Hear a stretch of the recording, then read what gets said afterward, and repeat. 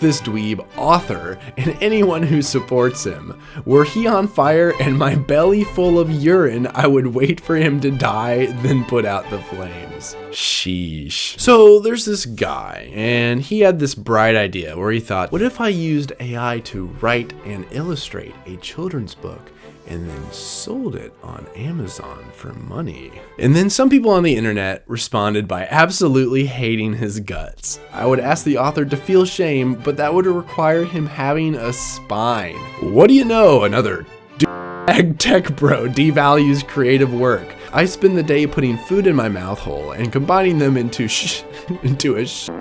but you don't see me posting about it on Twitter. Wow, congrats. You essentially did absolutely nothing but steal other people's work, claim it as your own, and make profit. How pathetic. This one simply says, F you. And then this one also says, F you. Congratulations on bringing laziness to an art form. That was a compliment.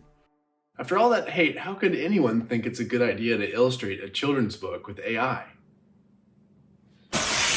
Okay, before I show you what I did, let's think through this for a moment. How much of this hate was actually warranted, and how should we be using AI? Well, the negative comments this young man received mostly fell into these 4 categories. The book is bad, it took 0 effort, it takes jobs away from real artists, and it's theft. But do any of these points actually have any merit? Let's break them down. The book probably is really bad.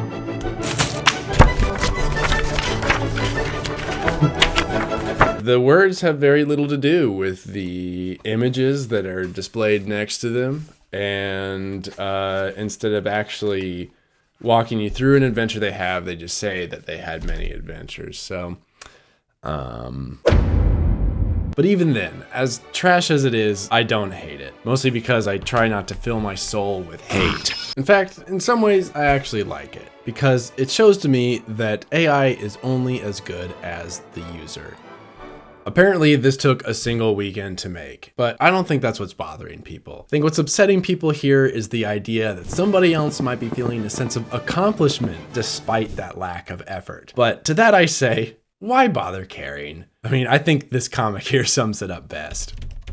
Are you coming to bed? I can't. This is important. What? Someone is wrong on the internet.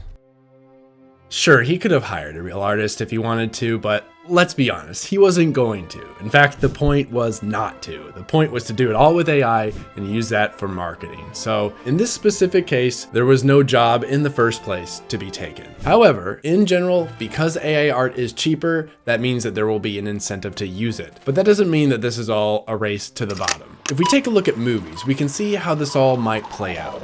Because computer graphics made filmmaking cheaper, but the result was not cheaper movies. The result was greater expectations from us, the audience. And that actually made films more expensive. But it also meant that people like this guy had to learn how to use a computer in order not to lose their job. It can be hard to adapt, but that's the nature of innovation. It's creative destruction, which is not necessarily a bad thing. Last point, is it theft? From what I've seen, proponents of AI are often quick to compare how AI learns to how people learn. And if it's okay for people to learn from art, it should be okay for AI. But are we really saying that AI is equivalent to a person and should be afforded the same rights? We don't do that for other mammals, and they're like 99% the same as us genetically, which is why when a monkey grabbed a camera and took this selfie, the image couldn't be copyrighted. So if that's your argument, you better go emancipate your pets.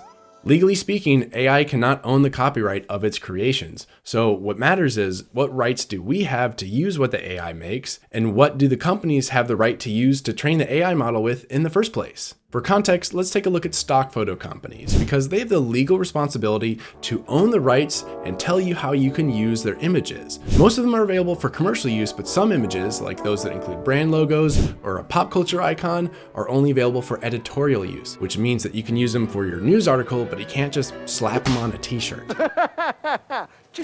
Nothing like that exists for AI companies right now. They basically say, you own the rights to whatever you make, it's your responsibility. But the reality is, you can't do whatever you want with every image you generate. If you generate an image of Darth Vader, you can't just slap that on a t-shirt. It doesn't matter whether a robot did it or whether a person made it. Pause for more. But in the case of this book, Amar used the term children's book style to describe to the AI how it should look. In my mind, that's better than telling it to copy a contemporary artist, because that would mean liking an artist's work enough to want to use it, but choosing not to support that person even though you plan to make money off of something that looks like their work. In the industry, we call this a dick move. But even when you use broad terms like children's book style, the AI is still sourcing knowledge it has gained from tons of copyrighted images. But is that theft?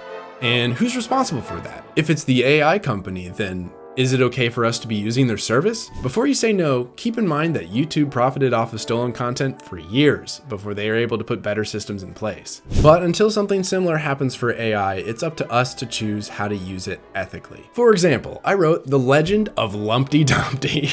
Sorry. And I tried to point the AI to sources that I knew were in the public domain. Pro tip, everything made before 1928 is fair game in the United States. You're welcome. So let's take a look and see how that turned out. Take it away, AI voice. The Legend of Lumpty Dumpty. We all know the story of his brother Humpty, but he was a klutz. Not like Lumpty Dumpty, his Kool-Aid brother. He was extreme as duck, bro. Like you ain't seen nothing. Homie was flying airplanes, riding motocross, and doing all sorts of cool shit. But like, one time, he totally bailed and like, ate it, bro. Straight clogged the nog. You know what I'm saying. Ha ha ha. Anyway, Lumpty died. Turns out eggs are pretty fragile. It's a miracle they lasted as long as they did. The end. As you can see, Lumpty Dumpty is a literary triumph about how it can only take one failure to end your career. Maybe I shouldn't have made this. Anyway, can I be sure that the AI only used knowledge that it sourced from the public domain? Of course not. I have no idea how it knows how to make an egg-shaped man or a man-shaped egg, but that's okay. You can use copyrighted content in your art. It just has to be fair use, which is something I talked about in a previous video. And for all the hate that this book has gotten, I still think that it has a fair use defense. Because if you were to chop up thousands of children's books and then use that to make a collage to make art for a new children's book, I don't see courts having any problem with that. But let's forget about all this legal stuff and just do a gut check, what feels right. As an artist, here are the rules I'm giving myself for how to use AI. Be original. I'm not interested in copying artists. I want to make something new, something that hasn't been done before, something that couldn't have been done before. There's no replacing traditional art, of course, but there's also no denying that AI opens up whole new worlds of possibilities that are just waiting to be explored. So if you want to support me doing that to see what I make, then I just happen to have 500 copies of this lying around that I definitely don't need. So